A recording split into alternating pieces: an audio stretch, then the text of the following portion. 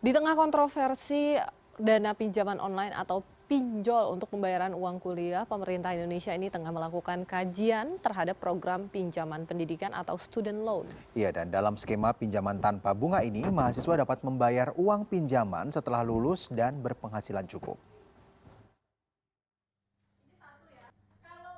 Edukasi generasi muda Indonesia terancam putus akibat tunggakan biaya kuliah yang tidak bisa dilunasi. Beberapa mahasiswa bahkan berpaling ke pinjaman online untuk menyelesaikan tunggakan ini.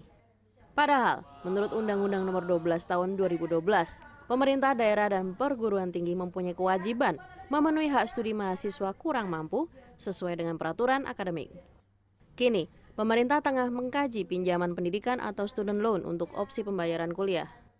Peneliti di Universitas Bonn, Elza Elmira, mengatakan ada konsep income contingent loan dengan skema pinjaman tanpa bunga yang dapat dilunasi mahasiswa setelah lulus dan berpenghasilan cukup. Menurut Elza, konsep tersebut tidak mengenal kredit macet. Tujuannya memang adalah untuk terutama meringankan pembayaran hutang, terutama bagi mereka yang pendapatannya rendah gitu. Yang ketika setelah mereka lulus S1 pendapatannya masih rendah. Itu kenapa ada sistem income contingent loan supaya memudahkan bagi mereka tidak kesulitan ekonomi, kemudian juga ketika mereka sedang di layoff atau pendapatannya sedang turun, mereka dibebaskan dari membayar hutang dan nama mereka, kredibilitas mereka, misalnya BI checkingnya itu nggak jelek gitu, karena mereka gagal bayar. Deputi Bidang Koordinasi Peningkatan Kualitas Pendidikan dan Moderasi Beragama Kemenko PMK, Warsito mengatakan, pinjaman lunak ini dapat meringankan beban finansial mahasiswa. Skema student loan tersebut juga menjamin peminjamnya dapat dilacak. Adanya memang satu data yang memang saat ini sudah kita insya Allah negara Indonesia, pemerintah ini sudah memiliki data yang sangat siap untuk bagaimana terintegrasinya seseorang sehingga akan terlacak dengan mudah.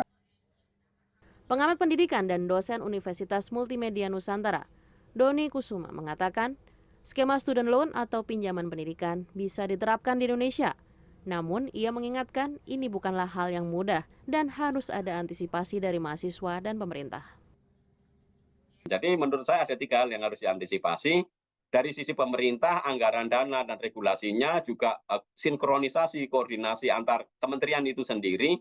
Yang kedua harus ada edukasi publik ya terhadap masyarakat, terhadap mahasiswa yang akan menjadi penerima atau beneficiari dari kebijakan untuk akses pendidikan tinggi ini. Lalu yang ketiga tentu saja sistemnya harus dibuat yang sudah memperhatikan bagaimana hitung-hitungannya secara futuristik.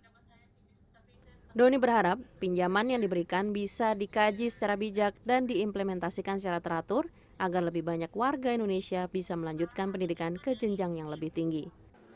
Laurencia Gata, Fajar Ahmad, Jakarta.